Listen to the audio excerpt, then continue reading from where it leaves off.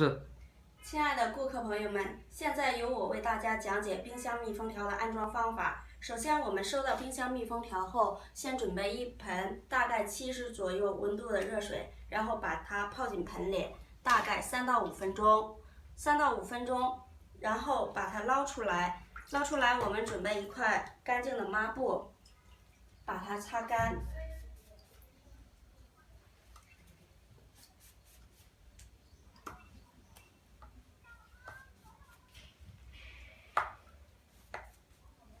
好，我们现在打开冰箱门。首先要固定4角，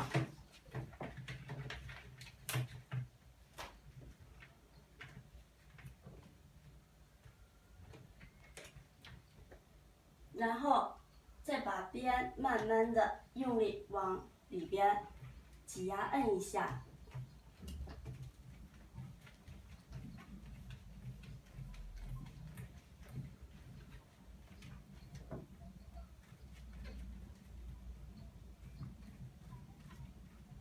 如果您的密封条出现褶皱现象，那我们可以用热吹风机，可以对着褶皱的地方吹一下，因为密封条它本身就是软的，可以很容易的吹平整。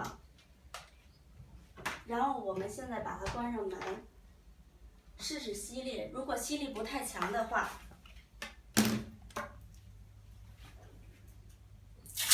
我们可以用胶布把它往里推紧，用胶布这样的粘2到3个这样的横杠就可以了。然后2、3天后就可以看到明显的磁性的效果。